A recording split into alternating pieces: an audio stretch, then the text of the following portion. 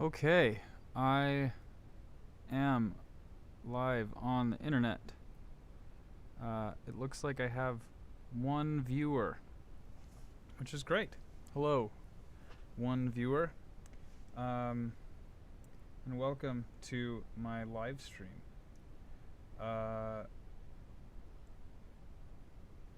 If I'm just going to go ahead and assume that everything is working, if it's not working, will you let me know? I don't know how I'd let you know. I'm going to type that in the chat. If you can't hear me, say so. I guess I'll just find out at the end of the video whether or not it actually works. But I'm happy to be in front of the camera again and trying this out. I hope that my computer does not run out of battery.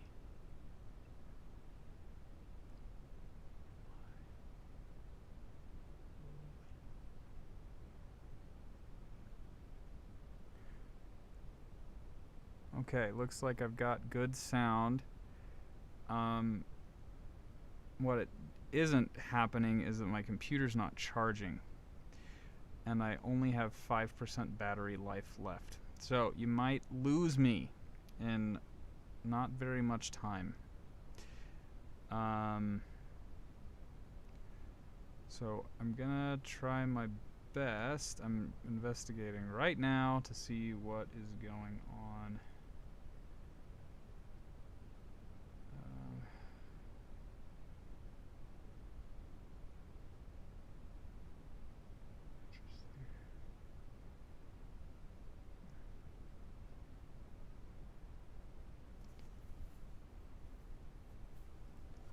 Well, we're gonna go as far as we can, and my computer might run out of battery on us. So, oh, did it start charging now? Okay, it looks like it flipped on me. Okay, so sorry for that strange, distracting moment. Okay, welcome. I've got Kelsey and Lana, which makes me so happy to see both of you. And I prepared a lesson to go over tonight that I hope is relevant. I gave special thought to making sure that it was something that was accessible to a non-musician who's not practiced or knows an instrument or knows how to read music, any of those things. So hopefully this will be good for you. So I'm going to flip over to my whiteboard, which this is not my whiteboard. This is my whiteboard. It says hello. It's greeting you again, just in case you wanted to be greeted again. So, last week we talked about pitch. We talked about frequencies and the notes that you sing, and we talked about intervals. And then we talked really briefly about a major scale.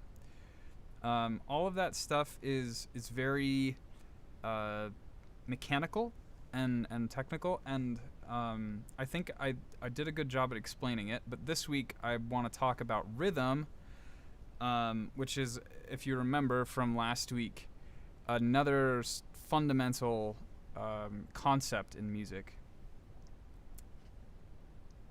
And I want to talk about it in a way that might be a little more digestible and accessible. So I'm just going to jump into it.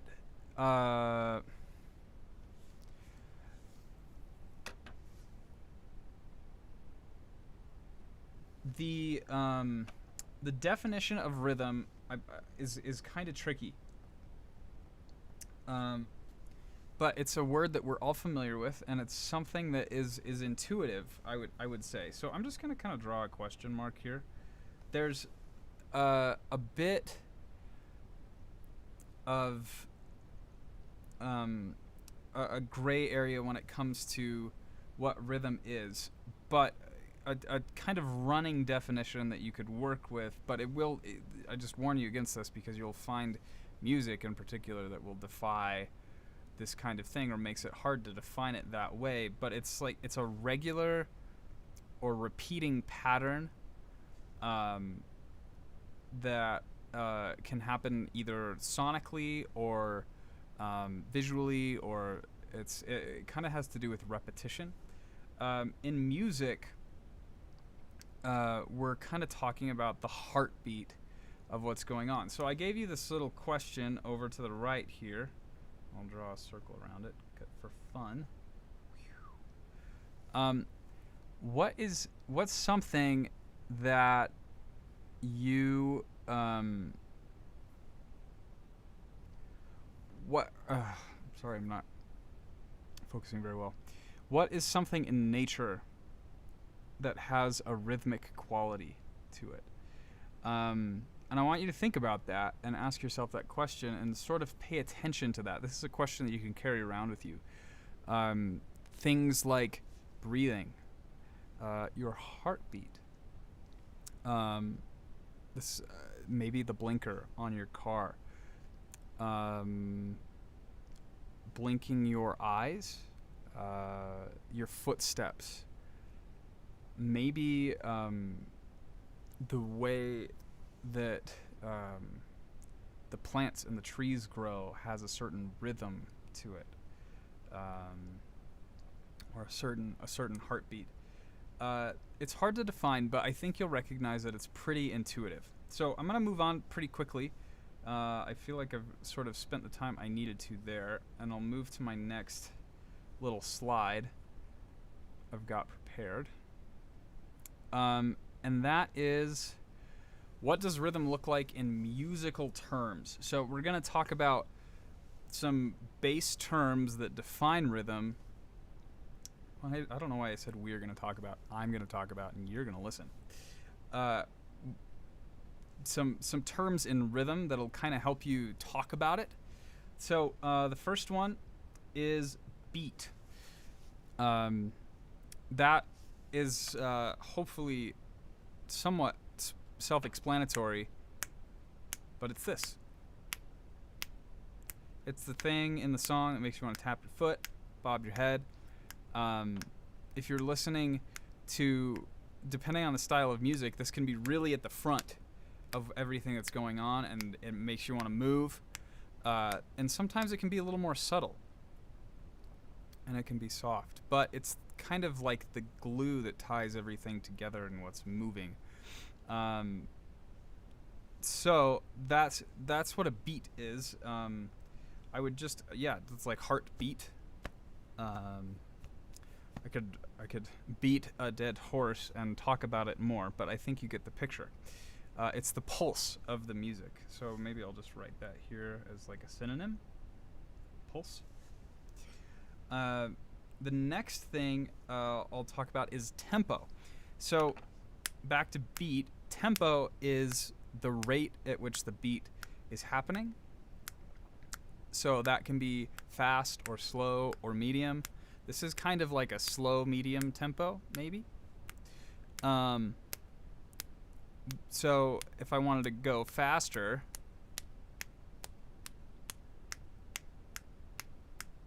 I've still got a beat.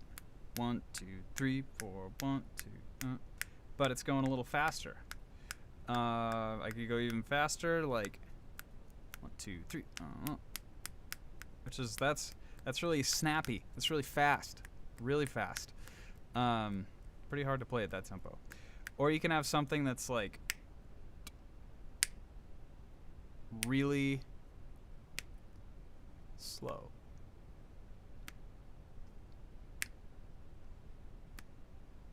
So tempo describes the rate at which the beat is happening. Is it quick or middle or slow? So that's something that you can think about when you're listening to music, is what is the tempo of this music? Is this up tempo? Is it down tempo?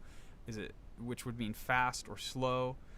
Is it medium? Is it mid tempo? It's another phrase that we use. I can kind of write all those up, down, mid. A word that I like to use for fast songs is bookin'. Like, whoa, it's bookin'! And like But that's just what I say. I don't know if other people say that.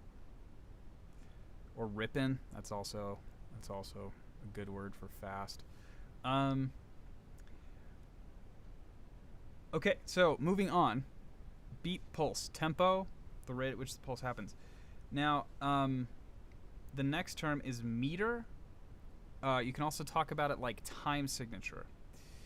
Meter is kind of, I think, a better word for listening, for the aural, and time signature applies more to how music is written down, which we'll talk about in a little bit.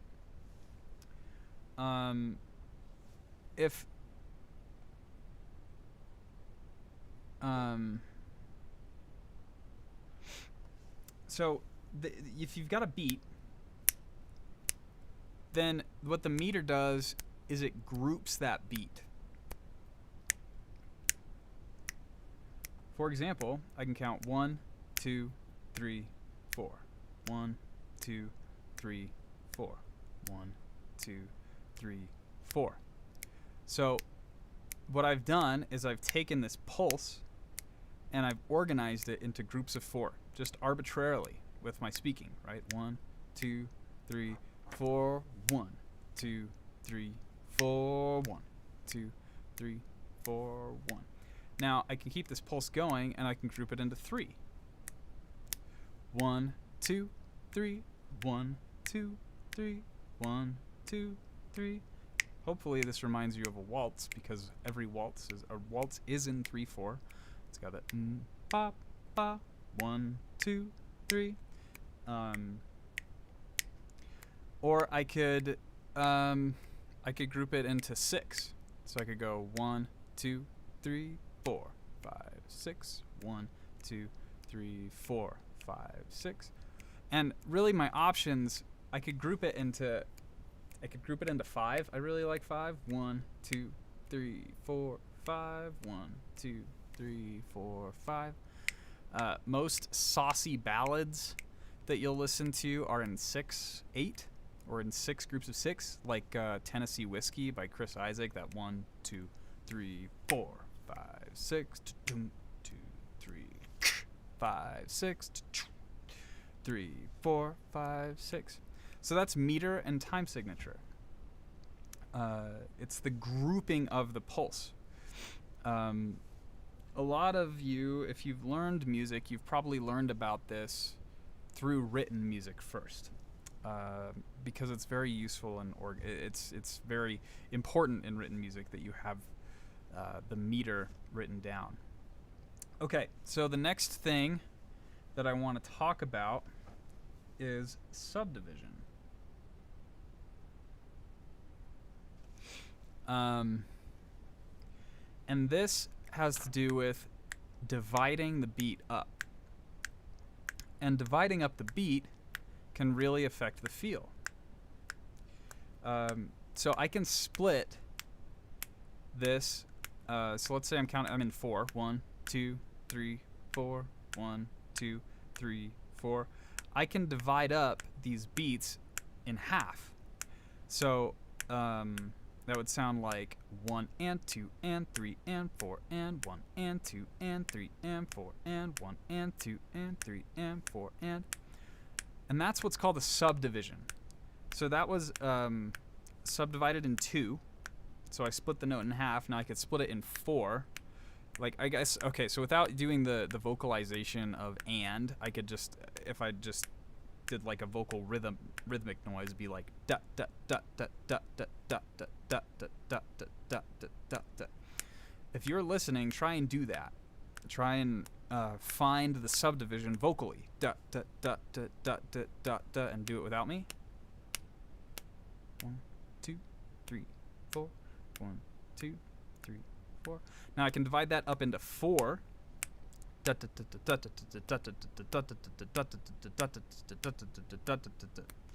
And I could divide it into 5, which I don't think I could do vocally on the spot. It's kind of tricky. Maybe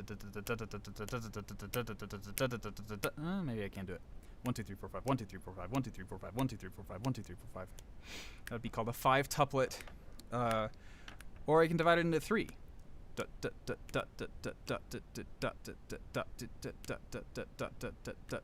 One triplet, two triplet, three triplet, four triplet, one triplet, two triplet, three triplet, four triplet.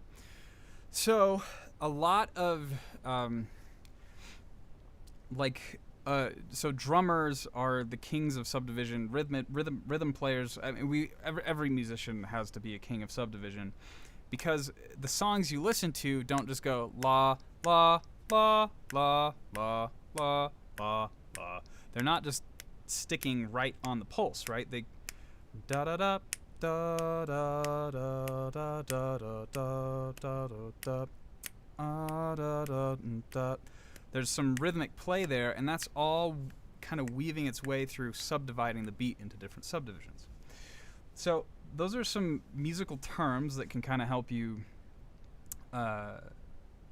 work your way through the rhythmic world a little bit. So beat, tempo, subdivision, meter.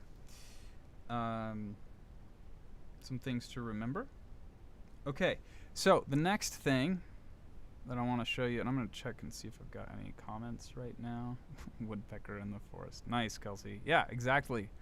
That is a great example of rhythm in nature. Yeah, and I'm wondering if me going da da da da da da da da also reminds you of a woodpecker in the forest. Okay, so now I want to go over some rhythmic exercises, things that you can do, anybody can do, that kind of will help open your mind and make you a little more awake to the rhythmic content of the music that's in your life. So the first one is pretty easy.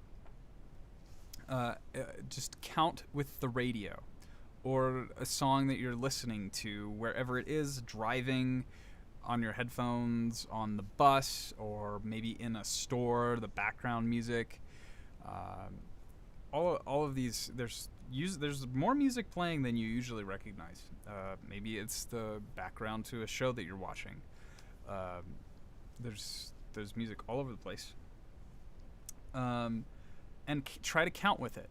So listen to it and see if you can, you want to see if you can find the tempo, in the sense that, like, okay, does this feel fast or slow? Can I find find the beat first, right? Like we talked about, where's the heartbeat of the song? Where does my foot want to tap? And you can be really intuitive about this. Where does my foot want to tap the beat?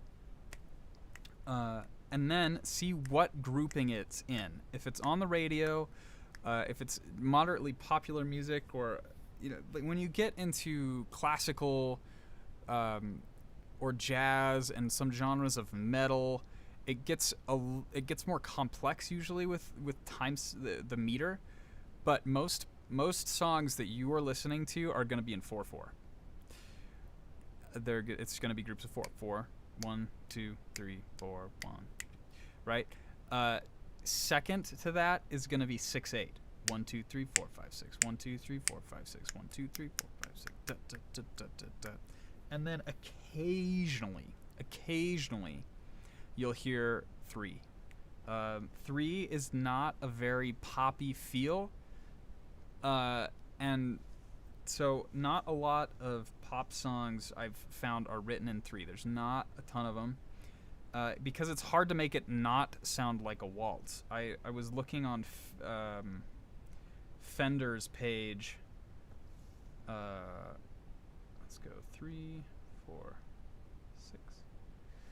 I was looking on Fender's page, and they said songs like Gravity by John Mayer are in 3/4, and I don't believe that. I think that it's in 6/8, because there's a snare hit. It's like 1, 2, 3, 5, 6, 1, 2, 3, which would makes me feel like it's in 6, because the drum beat is spread out over 6 beats instead of 3.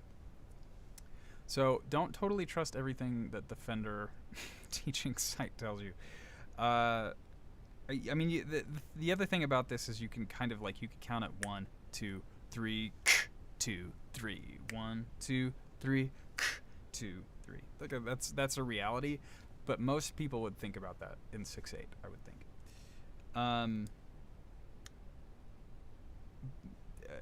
Jimi Hendrix somehow made a song in 3 that sounded. I mean, he's just Jimi Hendrix, and you can do this. I mean, it's definitely not out of. I think there's a lot of folk songs that are probably in 3, in 3/4, but most are going to be in 4. So finding the 4 is good, and that's a good exercise to count along. Okay, where's the pulse? What's it grouped in? And then is this a quick pulse, medium, or slow? So that's a good exercise that you can do, and it's kind of fun. It makes you connect with the music you're listening to a little more.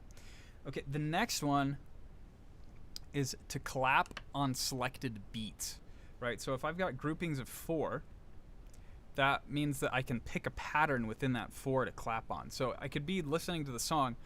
Most pop songs, you're gonna want to clap on 2 and 4. So if I'm counting 1, 2, 3, 4, 1, 2, 3, 4, 1, 2, but you can play with it and say, okay, I'm gonna clap on 1 and 4. 1, 2, 3, 4, 1, 2, 3, 4, 1, 2, 3, 4, 1. Or let's say I'm gonna clap on 2 and 3. 1, 2, 3, 4, 1, 2, 3, 4. Or I'm gonna clap on 2 and 3, and then I'm only gonna clap on 4 of the next measure.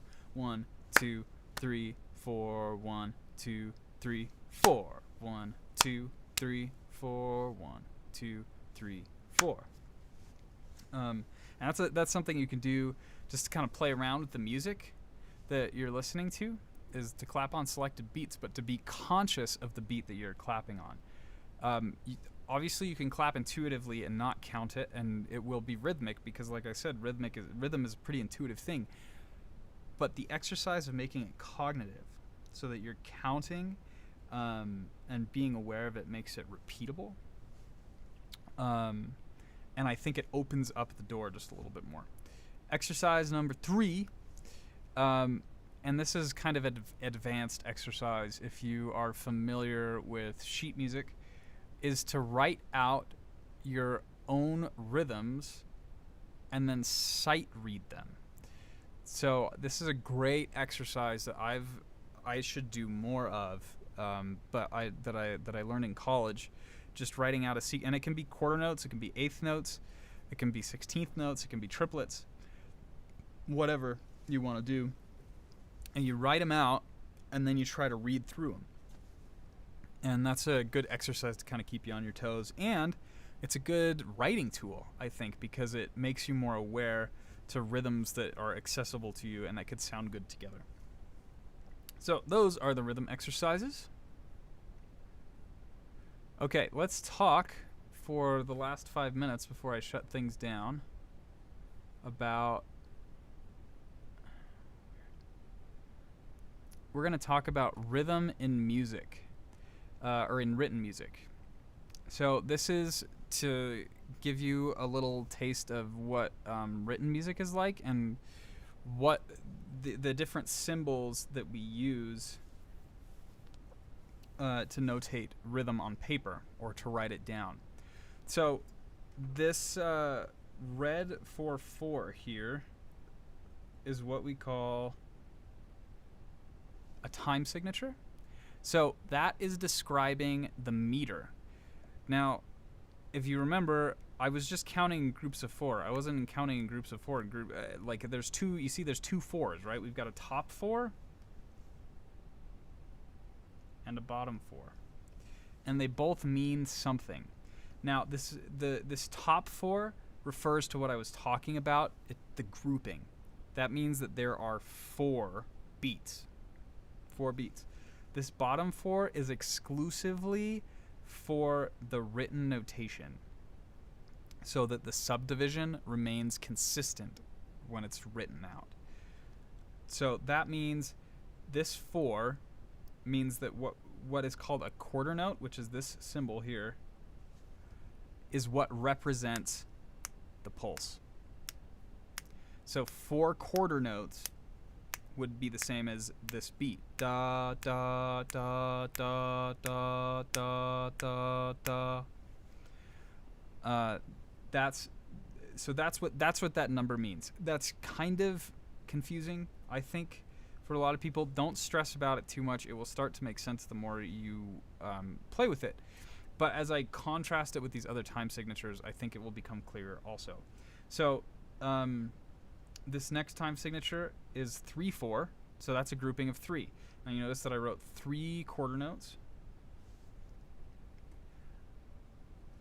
And so you've got the same, you notice that the commonality between these two is that they both have 4 on the bottom. And that's because the quarter note is what gets the beat, or what the beat is assigned to in the written music is a quarter note. 1, 2, 3, 1, 2. Da, da, da, da, da, da. And then this last time note signature is 6/8. So you'll notice that the bottom number has changed to an 8 instead of a 4. Now, what that means is that the 8th note, which is this symbol here,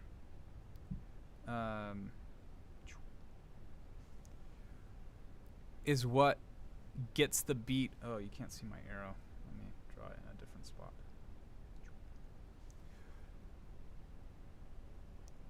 That means that that's what gets the assigned beat in the written music. So, I would count it. I mean, my snaps don't really change, right? 1, 2, 3, 4, 5, 6. 1, 2, 3, 4, 5, 6. So I know that it's a grouping of 6. Now, what gets this pulse when I'm reading the music is going to be one of these notes and not one of those. This equals 2 eighth notes. These symbols relate to each other. So a quarter note means that there's 2 eighth notes, or 2 eighth notes equals a quarter note. It's the same amount of time that passes, and that's what subdivision looks like written. Now I've drawn some other symbols, some other note values that I think are important to know. So this first one that's underneath 4/4 is a quarter note, the filled in dot with the stem. The empty dot with a stem is what's called a half note, and that occupies the space of 2 beats.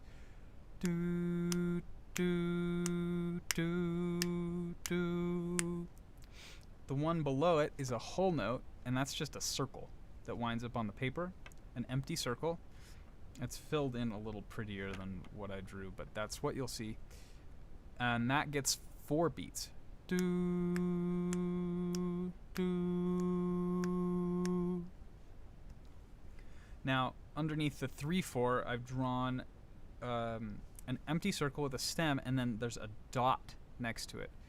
And the function of the dot in written music is to apply half of the value of the note that the dot is next to it. So since this is the note drawn next to the dot is a half note, which gets 2 beats, the dot adds a 3rd beat because that's half of 2, right? Half of 2 is 1. You add 2, or you add 1 to 2, you get 3. So this dotted half note gets 3 beats. Do, do, do, do. And then under 6/8, I've got dotted quarter notes. So that's that same principle. What's half of a quarter note? Half of 1 is 1/2. So it lasts for 1.5. 1.5 quarter notes. So in 6/8, that would be 3 counts. 1, 2, 3, 1. Do, do, 1, 2, 3, 4, 5, 6, 1, 2, 3.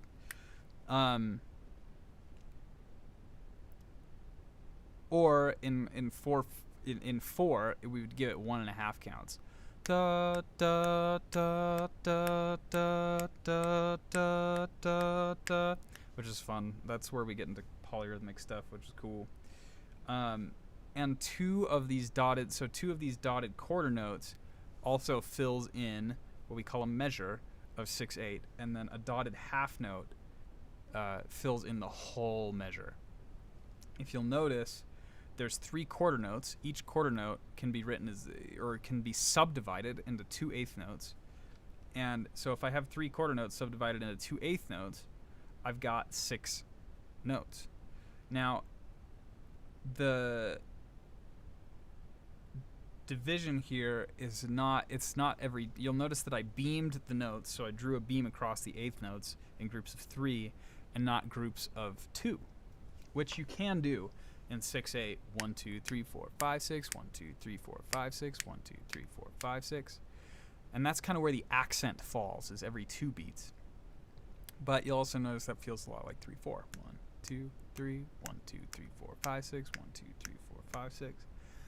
Now, if I change the accent from every 2 to every 3, 1, 2, 3, 4, 5, 6, or 1, 2, 3, 4, 5, 6, 1, 2, 1, 2, 3, 4, 1, 2, 3, 4, 5. There we go. 1, 2, 3, 4, 5, 6. 1, 2, 3, 4, 5, 6. 1, 2, 4, 5, 6. 1, 2, 3, 4, 5, 6. 1, 2, 3, 4, 5, 6. 1, 2, 3, 4, 5, 6. Do you see how the feel changes? So the grouping of the 8th notes matters in the time signature and the feel too.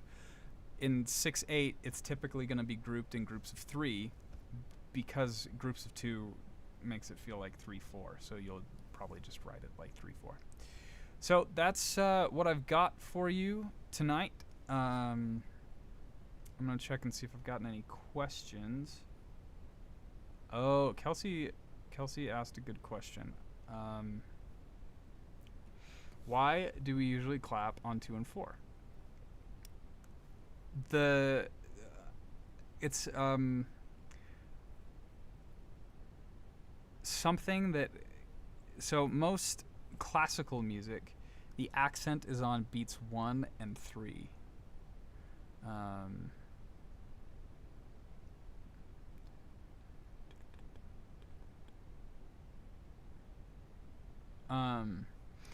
I'm trying to think of a classical music example in my head right now that has that, but the strong beat is on 1 and on 3, and the weak beats are on 2 and 4, and that's most classical music. Jazz flipped that around and put the strong beats on 2 and 4. So swing, 1, 2, 3, 4, put kind of flipped around the 1 and 3 and put it on 2 and 4, and jazz and swing is the bedrock of, I would say, probably all of our pop music, or most of our pop music,